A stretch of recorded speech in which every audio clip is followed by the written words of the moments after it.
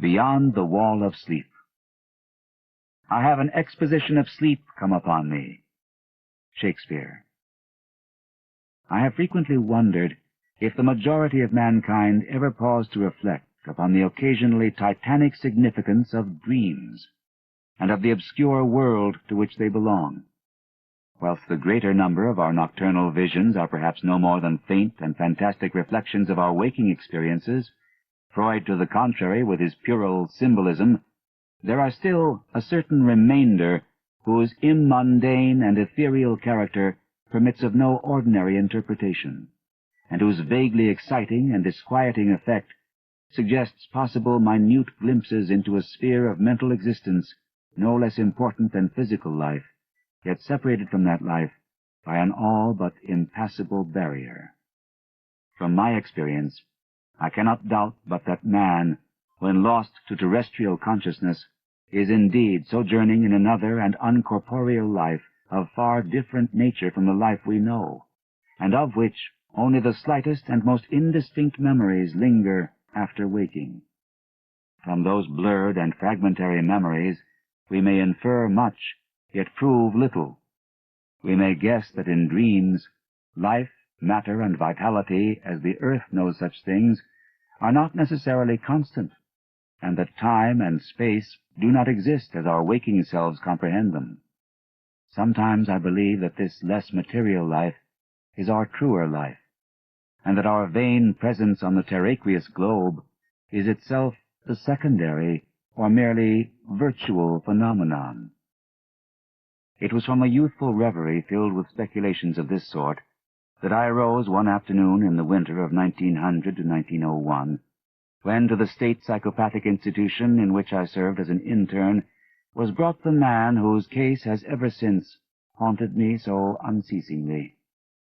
His name, as given on the records, was Joe Slater, or Slaughter, and his appearance was that of the typical denizen of the Catskill Mountain region, one of those strange, repellent scions of a primitive colonial peasant stock, whose isolation for nearly 3 centuries in the hilly fastnesses of a little-traveled countryside has caused them to sink to a kind of barbaric degeneracy, rather than advance with their more fortunately placed brethren of the thickly settled districts.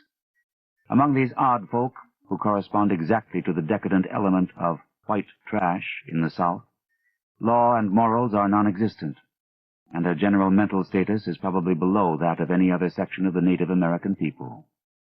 Joe Slater, who came to the institution in the vigilant custody of 4 state policemen, and who was described as a highly dangerous character, certainly presented no evidence of his perilous disposition when first I beheld him. Though well above the middle stature, and of somewhat brawny frame, he was given an absurd appearance of harmless stupidity by the pale, sleepy blueness of his small, watery eyes, the scantiness of his neglected and never-shaven growth of yellow beard, and the listless drooping of his heavy nether lip.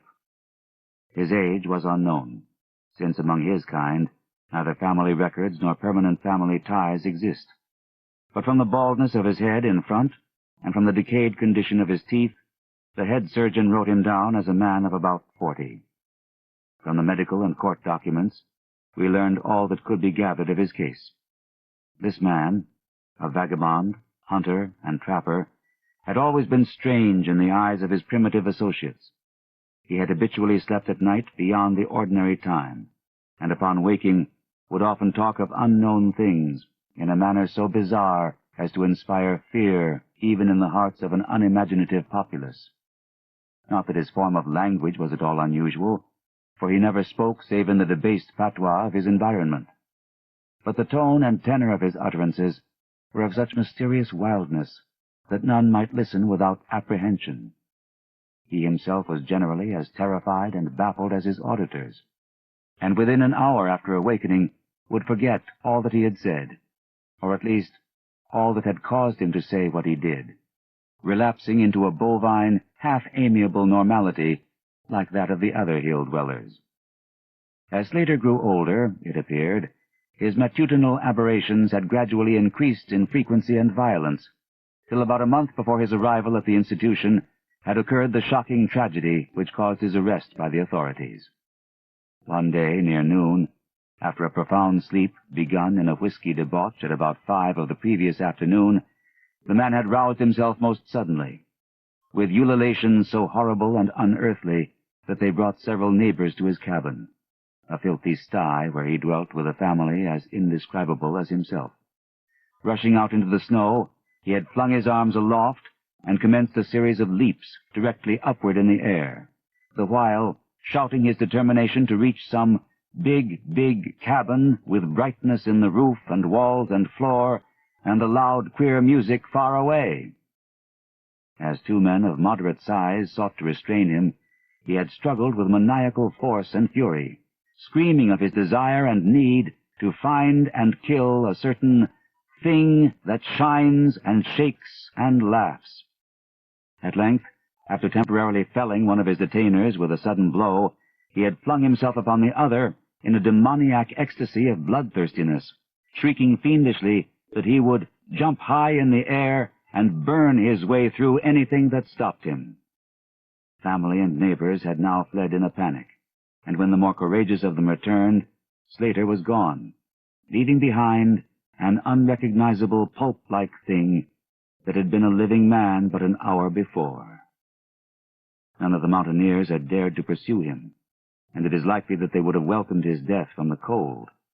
But when several mornings later they heard his screams from a distant ravine, they realized that he had somehow managed to survive, and that his removal in one way or another would be necessary. Then had followed an armed searching party, whose purpose, whatever it may have been originally, became that of a sheriff's posse after one of the seldom popular state troopers had by accident observed, then questioned, and finally joined the seekers. On the 3rd day, Slater was found unconscious in the hollow of a tree and taken to the nearest jail, where alienists from Albany examined him as soon as his senses returned. To them he told a simple story. He had, he said, gone to sleep one afternoon about sundown after drinking much liquor. He had awakened to find himself standing bloody-handed in the snow before his cabin, the mangled corpse of his neighbor, Peter Slater, at his feet. Horrified, he had taken to the woods in a vague effort to escape from the scene of what must have been his crime. Beyond these things he seemed to know nothing, nor could the expert questioning of his interrogators bring out a single additional fact. That night Slater slept quietly, and the next morning he wakened with no singular feature save a certain alteration of expression. Dr. Bernard, who had been watching the patient, thought he noticed in the pale blue eyes a certain gleam of peculiar quality, and in the flaccid lips an all but imperceptible tightening, as if of intelligent determination. But when questioned, Slater relapsed into the habitual vacancy of the mountaineer, and only reiterated what he had said on the preceding day. On the 3rd morning occurred the first of the man's mental attacks. After some show of uneasiness in sleep, he burst forth into a frenzy so powerful that the combined efforts of 4 men were needed to bind him in a straitjacket. The alienists listened with keen attention to his words, since their curiosity had been aroused to a high pitch by the suggestive yet mostly conflicting and incoherent stories of his family and neighbors. Slater raved for upward of 15 minutes, babbling in his backwoods dialect of great edifices of light, oceans of space, strange music, and shadowy mountains and valleys. But most of all did he dwell upon some mysterious, blazing entity that shook and laughed and mocked at him. This vast, vague personality seemed to have done him a terrible wrong, and to kill it in triumphant revenge was his paramount desire. In order to reach it, he said, he would soar through abysses of emptiness, burning every obstacle that stood in his way. Thus ran his discourse, until, with the greatest suddenness, he ceased. The fire of madness died from his eyes, and in dull wonder he looked at his questioners and asked why he was bound. Dr. Bernard unbuckled the leathern harness and did not restore it till night, when he succeeded in persuading Slater to don it of his own volition, for his own good. The man had now admitted that he sometimes talked queerly, though he knew not why. Within a week or two, more attacks appeared, but from them the doctors learned little. On the source of Slater's visions, they speculated at length, for since he could neither read nor write, and had apparently never heard a legend or fairy tale, his gorgeous imagery was quite inexplicable. That it could not come from any known myth or romance was made especially clear by the fact that the unfortunate lunatic expressed himself only in his own simple manner. He raved of things he did not understand and could not interpret, things which he claimed to have experienced, but which he could not have learned through any normal or connected narration. The alienists soon agreed that abnormal dreams were the foundation of the trouble, dreams whose vividness could, for a time, completely dominate the waking mind of this basically inferior man. With due formality, Slater was tried for murder, acquitted on the ground of insanity, and committed to the institution wherein I held so humble a post. I have said that I am a constant speculator concerning dream life, and from this you may judge of the eagerness with which I applied myself to the study of the new patient as soon as I had fully ascertained the facts of his case. He seemed to sense a certain friendliness in me, born no doubt of the interest I could not conceal, and the gentle manner in which I questioned him. Not that he ever recognized me during his attacks, when I hung breathlessly upon his chaotic but cosmic word pictures, but he knew me in his quiet hours, when he would sit by his barred window weaving baskets of straw and willow, and perhaps pining for the mountain freedom he could never enjoy again. His family never called to see him. Probably it had found another temporary head, after the manner of decadent mountain folk. By degrees, I commenced to feel an overwhelming wonder at the mad and fantastic conceptions of Joe Slater. The man himself was pitiably inferior in mentality and language alike, but his glowing, titanic visions, though described in a barbarous and disjointed jargon, were assuredly things which only a superior or even exceptional brain could conceive. How, I often asked myself, could the stolid imagination of a Catskill degenerate conjure up sights whose very possession argued a lurking spark of genius? How could any backwoods dullard have gained so much as an idea of those glittering realms of supernal radiance and space about which Slater ranted in his furious delirium? More and more I inclined to the belief that in the pitiful personality who cringed before me lay the disordered nucleus of something beyond my comprehension, something infinitely beyond the comprehension of my more experienced but less imaginative medical and scientific colleagues. And yet I could extract nothing definite from the man. The sum of all my investigation was that in a kind of semi-uncorporeal dream life, Slater wandered or floated through resplendent and prodigious valleys, meadows, gardens, cities, and palaces of light, in a region unbounded and unknown to man. That there he was no peasant or degenerate, but a creature of importance and vivid life, moving proudly and dominantly, and checked only by a certain deadly enemy, who seemed to be a being of visible yet ethereal structure, and who did not appear to be of human shape, since Slater never referred to it as a man, or as aught save a thing. This thing had done Slater some hideous but unnamed wrong, which the maniac, if maniac he were, yearned to avenge. From the manner in which Slater alluded to their dealings, I judged that he and the luminous thing had met on equal terms, that in his dream existence the man was himself a luminous thing of the same race as his enemy. This impression was sustained by his frequent references to flying through space and burning all that impeded his progress. Yet these conceptions were formulated in rustic words, wholly inadequate to convey them, a circumstance which drove me to the conclusion that if a true dream world indeed existed, oral language was not its medium for the transmission of thought.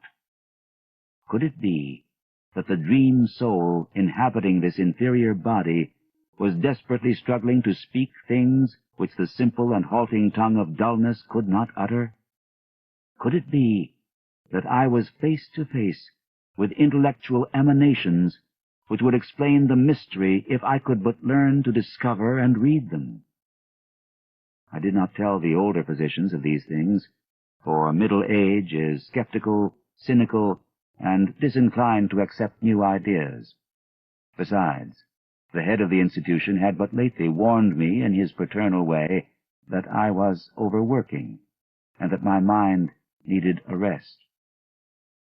It had long been my belief that human thought consists basically of atomic or molecular motion, convertible into ether waves of radiant energy like heat, light, and electricity.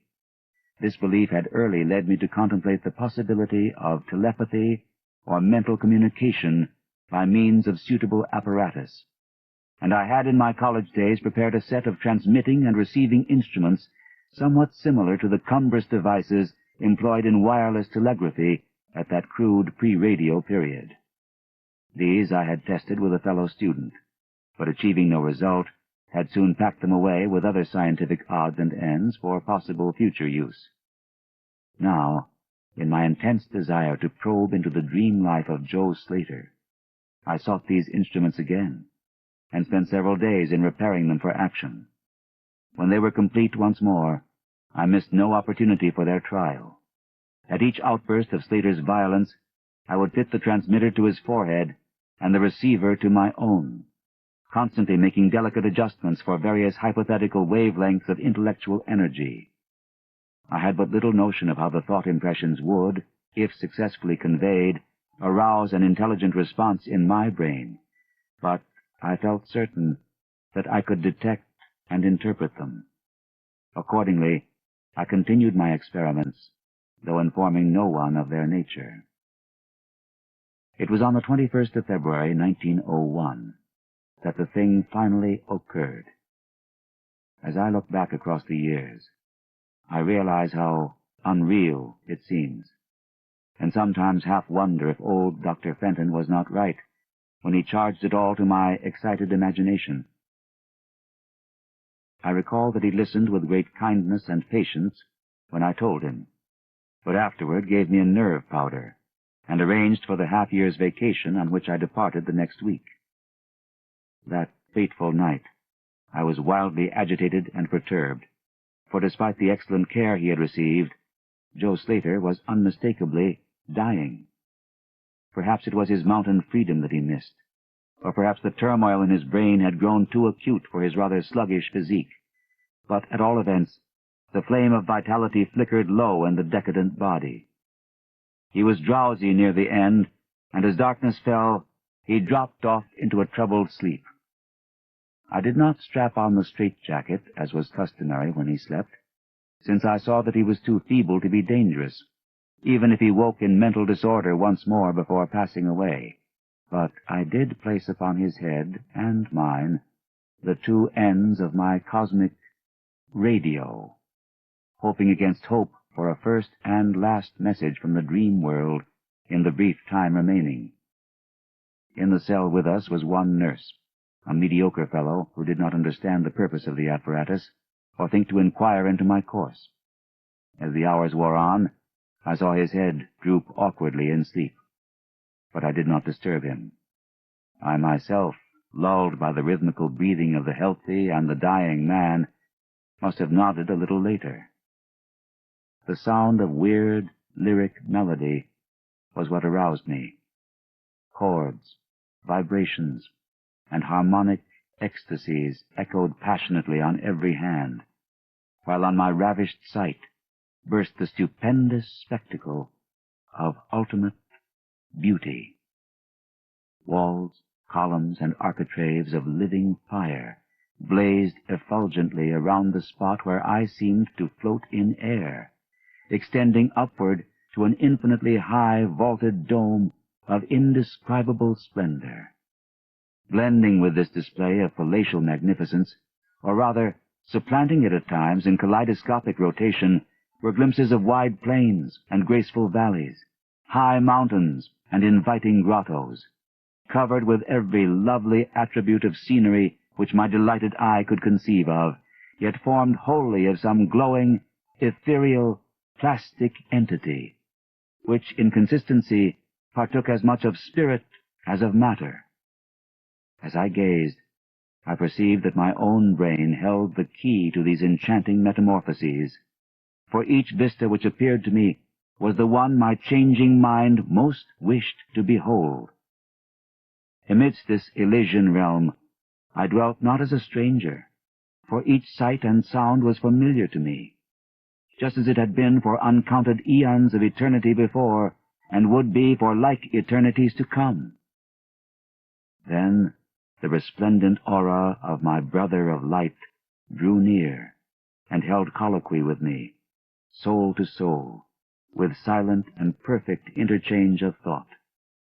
The hour was one of approaching triumph, for was not my fellow being escaping at last from a degrading periodic bondage, escaping forever, and preparing to follow the accursed oppressor even unto the uttermost fields of ether, that upon it might be wrought a flaming cosmic vengeance which would shake the spheres? We floated thus for a little time, when I perceived a slight blurring and fading of the objects around us, as though some force were recalling me to earth, where I least wished to go. The form near me seemed to feel a change also, for it gradually brought its discourse toward a conclusion, and itself prepared to quit the scene, fading from my sight at a rate somewhat less rapid than that of the other objects. A few more thoughts were exchanged, and I knew that the luminous one and I were being recalled to bondage, though for my brother of light it would be the last time. The sorry planet shell being well nigh spent, in less than an hour my fellow would be free to pursue the oppressor along the Milky Way, and past the hither stars to the very confines of infinity. A well-defined shock separates my final impression of the fading scene of light from my sudden and somewhat shamefaced awakening and straightening up in my chair as I saw the dying figure on the couch move hesitantly. Joe Slater was indeed awaking, though probably for the last time. As I looked more closely, I saw that in the sallow cheeks shone spots of color which had never before been present. The lips, too, seemed unusual, being tightly compressed, as if by the force of a stronger character than had been Slater's. The whole face finally began to grow tense, and the head turned restlessly with closed eyes. I did not arouse the sleeping nurse, but readjusted the slightly disarranged headbands of my telepathic radio, intent to catch any parting message the dreamer might have to deliver. All at once, the head turned sharply in my direction, and the eyes fell open, causing me to stare in blank amazement at what I beheld. The man who had been Joe Slater, the Catskill decadent, was now gazing at me with a pair of luminous, expanded eyes, whose blue seemed subtly to have deepened. Neither mania nor degeneracy was visible in that gaze, and I felt beyond a doubt that I was viewing a face behind which lay an active mind of high order. At this juncture, my brain became aware of a steady external influence operating upon it. I closed my eyes to concentrate my thoughts more profoundly, and was rewarded by the positive knowledge that my long-sought mental message had come at last. Each transmitted idea formed rapidly in my mind, and though no actual language was employed, my habitual association of conception and expression was so great that I seemed to be receiving the message in ordinary English. "Joe Slater is dead," came the soul-petrifying voice or agency from beyond the wall of sleep. My opened eyes sought the couch of pain in curious horror, but the blue eyes were still calmly gazing, and the countenance was still intelligently animated. "He is better dead, for he was unfit to bear the active intellect of cosmic entity. His gross body could not undergo the needed adjustments between ethereal life and planet life. He was too much of an animal, too little a man. Yet it is through his deficiency that you have come to discover me, for the cosmic and planet souls rightly should never meet. He has been my torment and diurnal prison for 42 of your terrestrial years. I am an entity like that which you yourself become in the freedom of dreamless sleep. I am your brother of light, and have floated with you in the effulgent valleys. It is not permitted me to tell your waking earth self of your real self, but we are all roamers of vast spaces and travelers in many ages. Next year I may be dwelling in the dark Egypt which you call ancient, or in the cruel empire of Tsan Chan, which is to come 3,000 years hence. You and I have drifted to the world that reel about the red Arcturus, and dwelt in the bodies of the insect philosophers that crawl proudly over the fourth moon of Jupiter. How little does the earth self know of life and its extent! How little indeed ought it to know for its own tranquillity! Of the oppressor I cannot speak. You on earth have unwittingly felt its distant presence. You who, without knowing, idly gave to its blinking beacon the name of Algol, the demon star. It is to meet and conquer the oppressor that I have vainly striven for eons, held back by bodily encumbrances. Tonight I go as a nemesis, bearing just and blazingly cataclysmic vengeance. Watch me in the sky, close by the demon star. I cannot speak longer, for the body of Joe Slater grows cold and rigid, and the coarse brains are ceasing to vibrate as I wish. You have been my friend in the cosmos.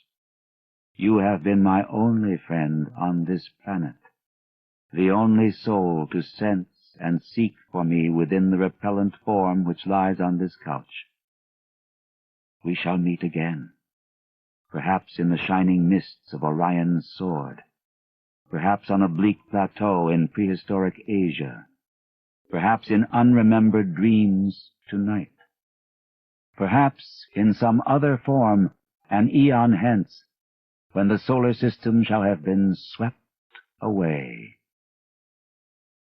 At this point, the thought waves abruptly ceased, and the pale eyes of the dreamer, or can I say dead man, commenced to glaze fishily. In a half-stupor, I crossed over to the couch and felt of his wrist, but found it cold, stiff, and pulseless. The sallow cheeks paled again, and the thick lips fell open, disclosing the repulsively rotten fangs of the degenerate Joe Slater. I shivered, pulled a blanket over the hideous face, and awakened the nurse. Then I left the cell and went silently to my room. I had an insistent and unaccountable craving for a sleep whose dreams I should not remember. The climax? What plain tale of science can boast of such a rhetorical effect? I have merely set down certain things appealing to me as facts, allowing you to construe them as you will. As I have already admitted, my superior, old Dr. Fenton, denies the reality of everything I have related. He vows that I was broken down with nervous strain, and badly in need of the long vacation on full pay which he so generously gave me. He assures me, on his professional honor, that Joe Slater was but a low-grade paranoiac, whose fantastic notions must have come from the crude, hereditary folk tales which circulate in even the most decadent of communities. All this he tells me. Yet I cannot forget what I saw in the sky on the night after Slater died.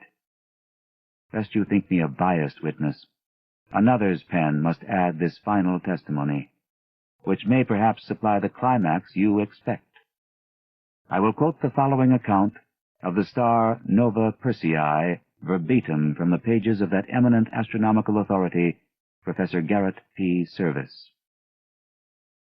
On February 22, 1901, a marvelous new star was discovered by Dr. Anderson of Edinburgh, not very far from Algol. No star had been visible at that point before. Within 24 hours, the stranger had become so bright that it outshone Capella.